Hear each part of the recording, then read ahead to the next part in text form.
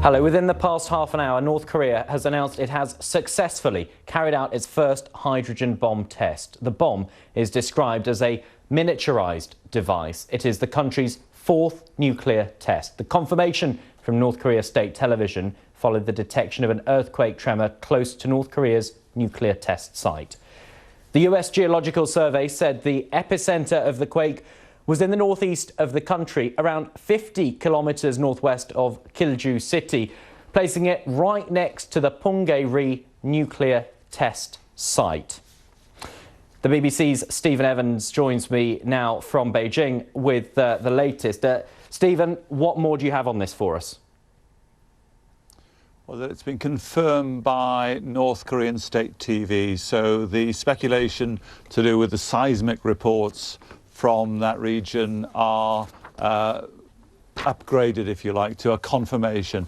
And what's significant about the thing is that it's the North Koreans are saying it was a hydrogen bomb test, and that's significant because the previous tests were not.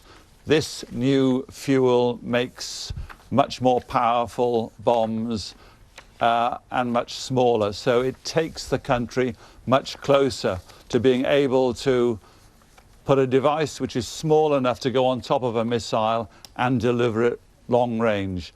Now, the experts still believe that North Korea is some way away from being able to do that, to deliver the thing. But clearly, a fourth nuclear test, a successful nuclear test, will cause some outrage around the world after the third one in 2013.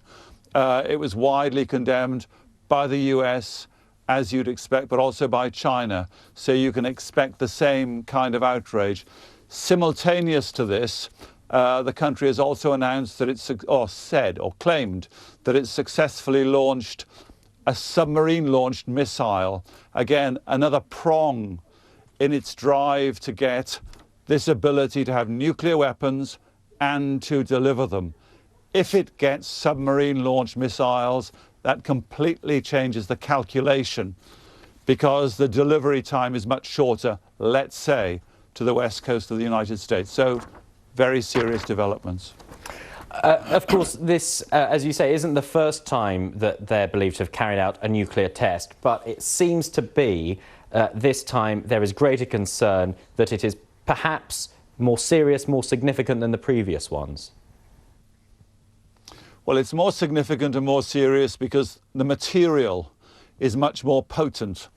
And I suppose it's more serious because you've had this relentless drive of sanctions against North Korea, of pretty well universal condemnation and certainly unease from China, if not outright condemnation. But it's crystal clear that North Korea's path towards getting deliverable nuclear weapons is a route right ahead, and it's not wavering from that, nor is it likely to. OK, Stephen Evans there for us. Thank you for the moment. Bruce Bennett is a senior defence analyst with RAND Corporation. He's worked for the US Defence Department and is an expert on Korean nuclear issues. He's in Ventura County, just outside Los Angeles. He joins us from there now. We've heard the concern that this is a more significant test. What do you make of the timing of it? Can we read anything into that? Well, Kim Jong-un just a few weeks ago said that North Korea had developed a hydrogen bomb. And so he's obviously trying to prove that. I think it's in that context.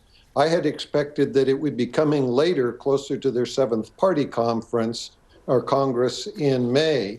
But he's obviously anxious to push ahead, perhaps because he wasn't sure it was going to work. And it sounds like it didn't work very well. The tremor caused by this nuclear test was, I believe, 5.1 magnitude. Does that seem to confirm what the North Korean officials are saying? Does that seem to back up their claim that they have tested this hydrogen bomb or not? Oh, no. So the last nuclear test was 4.9 on the Richter scale. This is 5.1. This is a logarithmic scale, so that 0.2 difference means this test is only 1.5 times more powerful than the last test. The last test wasn't a very convincing test of a fission weapon. It worked, but it wasn't up to the grade of even the U.S. Hiroshima bomb. It wasn't that big. This weapon was probably the size of the U.S. Hiroshima bomb, but that was not a hydrogen bomb. That did not involve that technology.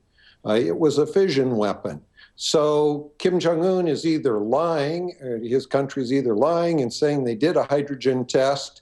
When they didn't, they just used a little bit more efficient fission weapon, or they didn't, or the hydrogen part of the test really didn't work very well, or the fission part didn't work very well, because they didn't get near the bang.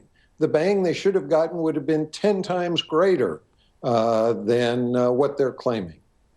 So how concerned then do you think North Korea's neighbours in the region and indeed the wider international community needs to be about this?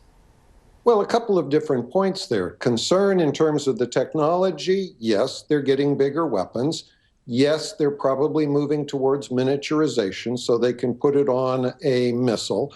We don't know for sure yet, but they certainly seem to be moving in that direction. So those are bigger concerns, but they're moving very slowly.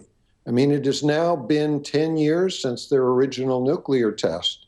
And they're still not up, or just barely up to what the U.S. did at Hiroshima.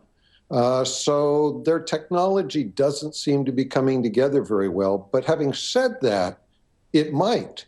And if it does, it could be a really serious threat to the Chinese populations opposite the North Korean nuclear test site, only about 75 kilometers away.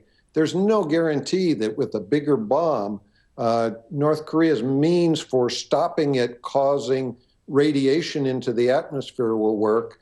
And there's also serious concern that it will cause earthquakes and other problems for the people in China.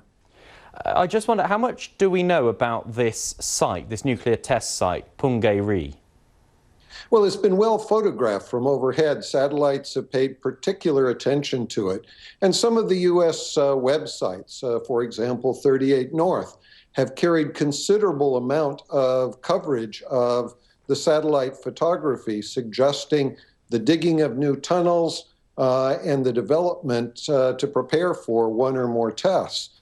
What's interesting is if this test really did fizzle, and we'll never really know for sure, but if it was a true failure of the hydrogen element, it could be that Kim Jong-un is preparing to do another one before his May Congress to prove that they really do have the technology. OK, Bruce Bennett there from the RAND Corporation in Los Angeles. Thank you. Thank you.